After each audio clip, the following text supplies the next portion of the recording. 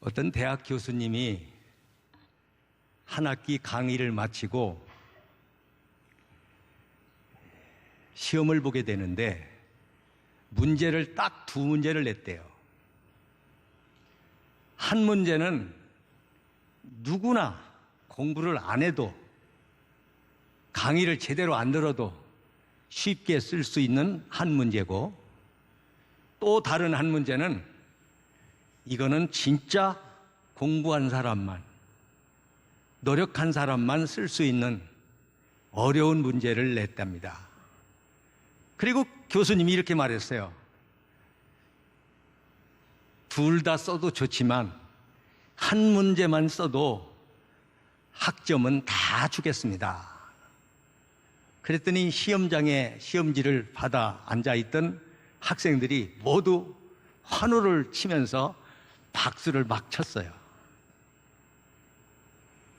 거의 모든 학생들이 쉬운 문제를 찾아서 답안을 썼습니다. 그런데 그 많은 학생 가운데 불과 두세 사람, 다섯 사람만 어려운 문제를 택하고 그 문제를 썼답니다. 교수님은 채점할 때 복잡하게 머리를 안 썼어요. 쉬운 문제 쓴 사람은 전부 패스했어요. 어려운 문제 쓴 다섯 사람은 전부도 A 하고 플러스를 줬어요. 여러분, 사람들은 쉬운 일을 찾습니다. 왜 굳이 머리 쓰고, 왜 굳이 그렇게 어려운 일을 내가 골라서 할 필요가 없다, 이렇게 생각하는 거예요. 여러분 잘 아시는 성경에 나오는 바디메오라고 하는 사람, 앞을 보지 못합니다. 거지입니다. 거리에 앉아서 구걸하고 살아갑니다.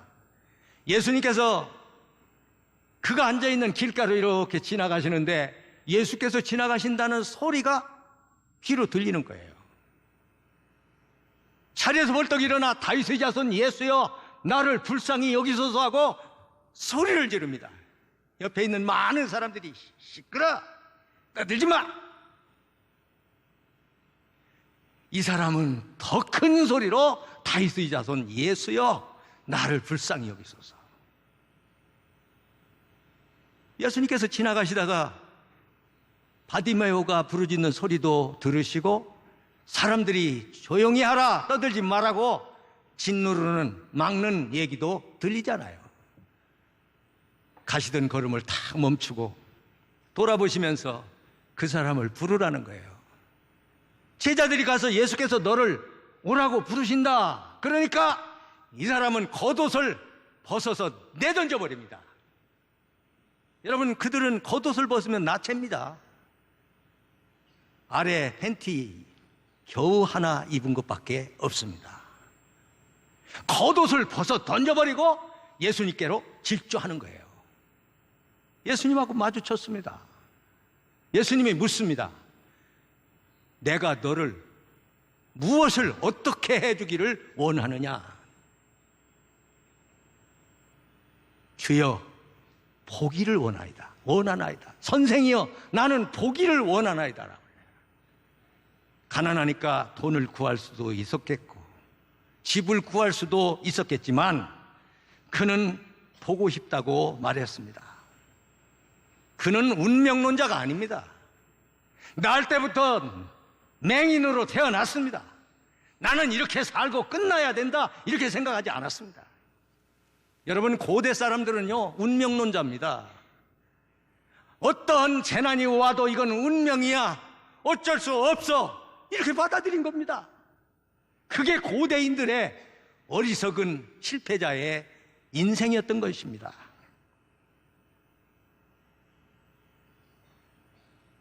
그러나 바디메오는 다윗의 자손 예수여, 다윗의 자손 예수여 나를 불쌍히 여기소서 피 끓는 소리로 토합니다.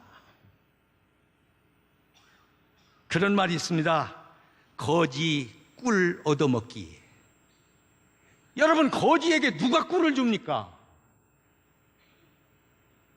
곡식을 한 주먹 돈 한 푼 줄 수는 있어도 꿀을 누가 주느냐 이 말이에요. 그런데 꿀 얻어먹기, 거지 꿀 얻어먹기라는 말은 거지도 꿀을 꼭 먹고 싶고 꿀을 구하면 얻어먹을 수 있다 그 말이에요.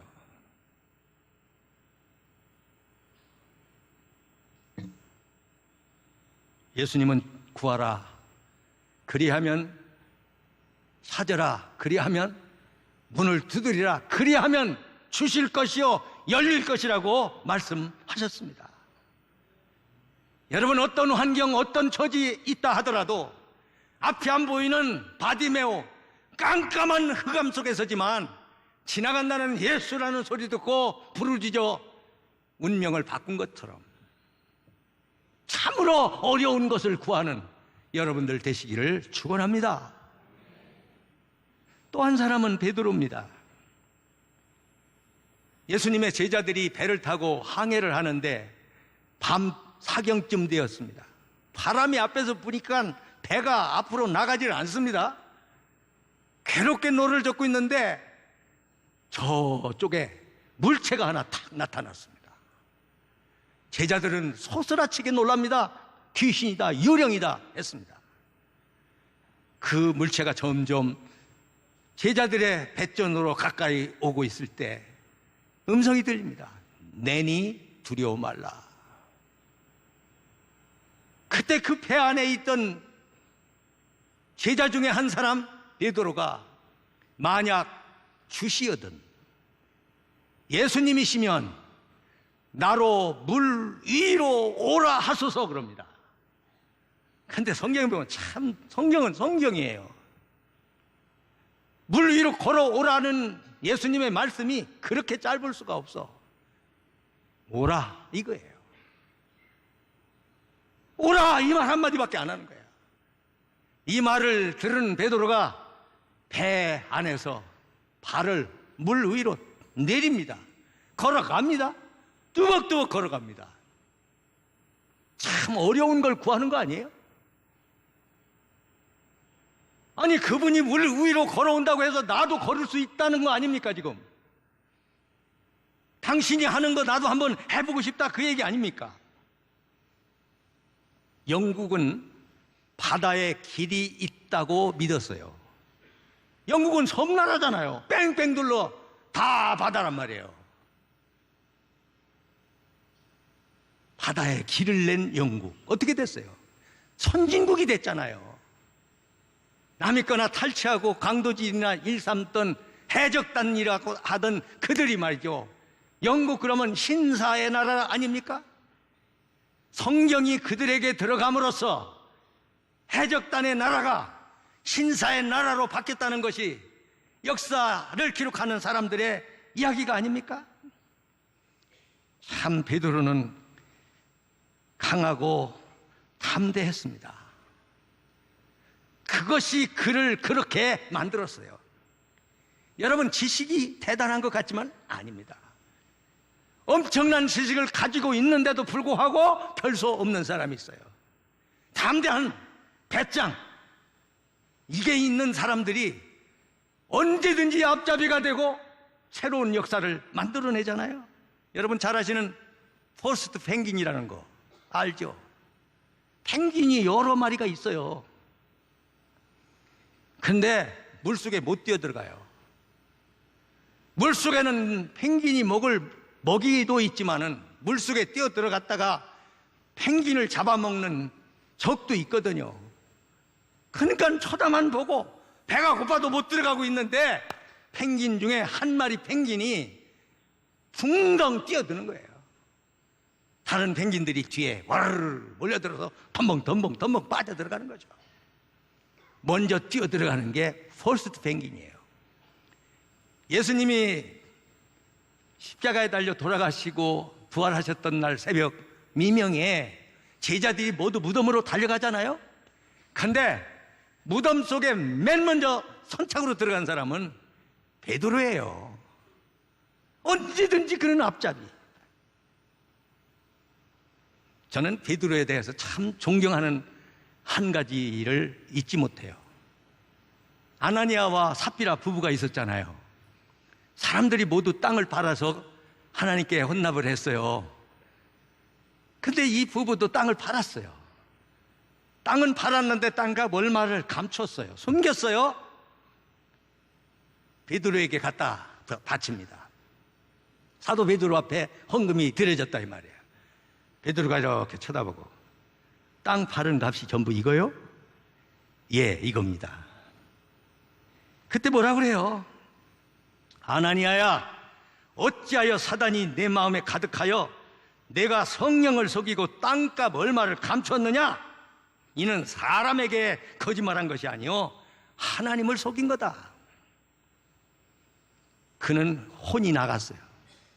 죽은 자를 끌고 장례식장으로 갔어요. 3시간이 지났어요. 아내가 그것도 모르고 남편 죽은 줄도 모르고 껐덕껐덕 걸어오는데 물어요. 땅값 팔은 거 바친 거 그게 전부냐? 예, 전부입니다. 어찌하여 부부가 악한 일에 공모를 했느냐? 내 남편을 장례하고 돌아오는 사람들의 발걸음이 가까이 미쳤느니라. 이 말이 끝나자마자 사람들이 돌아오잖아요. 교회가 난리가 났습니다. 성경에는 어떻게 쓰여 있느냐 하면 그 사건이 있은 후에 온 교회가, 모든 사람들이 하나님에 대한 두려움이 생기고 하나님을 경외하는 마음이 넘쳤다는 기록입니다. 베드로가 아나니아와 삽비라 부부에게 한 말은 쉬운 말이 아닙니다. 저 고향이 충청도잖아요. 참 나는 내가 싫어. 왜 이렇게 우유부단하냐? 부채신이시여. 그러고 부채신이 이쪽으로 자빠지고 저쪽으로 자빠지고, 그 부채신 자빠지는 걸 보니까요, 어디에 복채를 많이 놨느냐에 따라서 그리 자빠지더라고. 양쪽에서 전보로 2사람이 갔는데 부채신이시여 이렇게 부채신을 잡은 사람이 말이죠, 이쪽으로 자빠질까 저쪽으로 자빠질까. 아이, 그게 싫은 거야. 왜 하나를 선택하고 왜 모든 것을 포기하고 하는 이것이 내게 없나? 이게 내 한계를 늘 느끼는 거예요.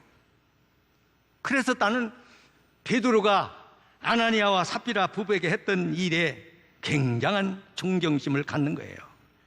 여러분, 담대함이 없는 교역자는 마치 칼은 칼인데 날이 없는 칼과 같습니다. 죄를 짓는 사람에게 죄를 꾸짖지 못하는 것은 문제입니다. 위험 없는 보상은 없는 겁니다. 위험 요소를 제거하면은 행복도 성공도 그 기회는 사라지고 마는 겁니다.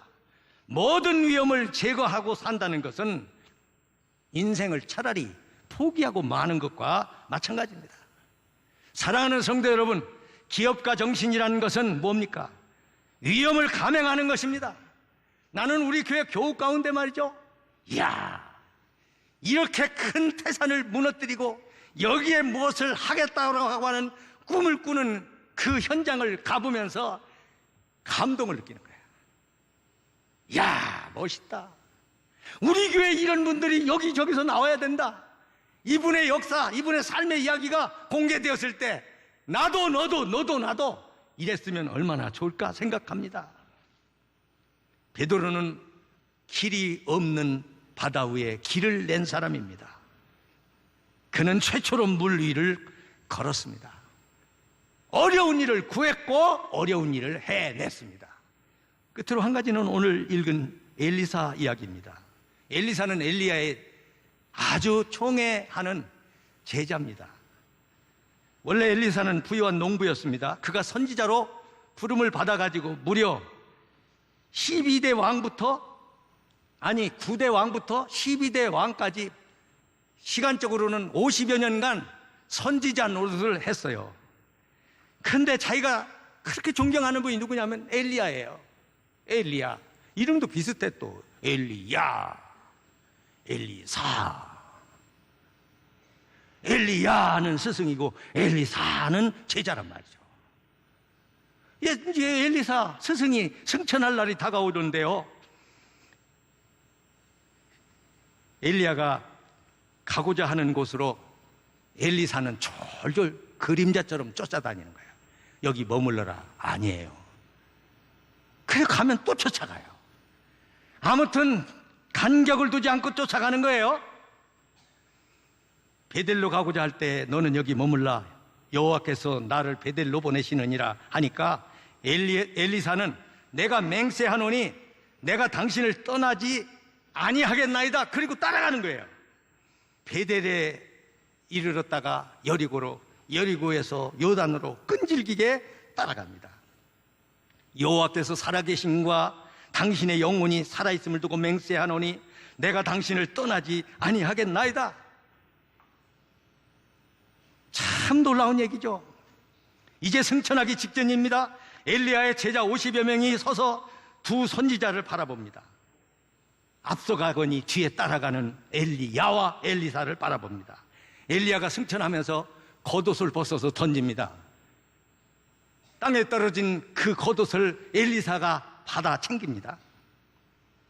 그리고 그 두 사람이 마른 땅으로 지나갑니다. 엘리사가 이런 얘기를 합니다. 내가 당신을 떠나지 않겠습니다. 절대로 떠나지 않겠습니다. 엘리야가 엘리사에게 내가 승천하기 전에 내가 너에게 어떻게 할지를 내게 구하라. 그때 엘리사가 엘리야에게 구한 건 이겁니다. 당신의 성령이 하시는 역사가, 당신에게 성령이 하시는 그 역사가 내게 갑절이나 더 있기를 원하나이다 이거예요. 어떻게 보면 이거 너무 건방진 거예요. 그 위대한 스승, 모든 이스라엘 백성들이 존경하는 엘리야, 그가 가지고 있는 성령이 하시는 일이 그 정도만 구하는 것도 죄송한데 갑절로 더 있기를 원한다고 구하는 거예요. 엘리야가 불술에 불말을 타고 승천을 합니다. 하늘로 올라가는 거예요. 엘리사가 엘리야를 보고 소리칩니다. 내 아버지요, 내 아버지요. 엘리사는 엘리야의 몸에서 떨어진 그 겉옷을 가지고 물을 치니까 물이 이쪽 저쪽으로 갈라집니다. 승천하기 전에 엘리야가 그 겉옷을 벗어서 물을 치니까 물이 갈라졌던 것과 똑같은 역사가 엘리사를 통해서도 나타나는 겁니다. 엘리야의 성령이 하시는 역사가 엘리사 위에 머물렀다고 본 것이 오늘 읽지 않은 다음 절 15절에 기록되어 있습니다. 여러분, 50명 가운데 한 사람이 엘리사 아닙니까? 생도 중에 한 사람이 엘리사라고요. 그런데 그 광경을 지켜보던 생도들이, 엘리사의 동료들이 모두 땅바닥에 엎드려서 엘리사에게 절을 합니다. 여러분, 야, 너 이러던 친구 사이입니다. 그런데 지금은 엘리야가 승천하고 그 겉옷을 받고 그 겉옷으로 물이 갈라지게 하는 것을 본 후로는 동료들이 자기 동료인 엘리사에게 절을 하고 있다 그 말입니다. 왜냐하면 하나님의 영감이 그에게 임한 증거를 보았기 때문입니다. 참 놀라운 것은 열왕기하 2장 13절 이하부터 7장 8절까지 사이에 보면은 엘리사가 기적을 행한 것을 전부 기록을 했어요. 근데 이거 보니까 전부 몇 가지냐면요, 기적이 17가지예요. 엘리야는 그렇게 많은 기적을 행한 일이 없어요. 그런데 엘리사가 17가지의 기적을 행했어요. 그리고 엘리사가 죽은 뒤에 이제 무덤에 뼈를, 그 시신을 안장을 했잖아요. 근데 난리가 나가지고 전쟁 중이어서 죽은 시체를 어떻게 처리할 수가 없으니까 엘리사의 그 묘실에, 말하자면 굴 무덤이죠, 거기다가 시체를 갖다 던져버렸어. 근데 엘리사의 그 마른 뼈, 거기에 부딪힌 접촉한 시신이 모두 벌떡벌떡 일어난 거예요. 와, 나는 이렇게 생각을 해봤어요. 야, 엘리사에게 임한 하나님의 영은 죽어서 뼈밖에 남지 않았는데 뼛속까지 하나님의 영이 들어가 머물러 있었구나. 내가 이렇게 해석하고 이해한다고 해서 잘못이라고 탓할 리가 있겠어요? 엘리사는 참 어려운 일을 구했습니다. 어려운 일이라고 하는 것은 인간 영역의 바깥에 있는 일을 얘기합니다. 사람이 할 수 있는 일이 아니에요.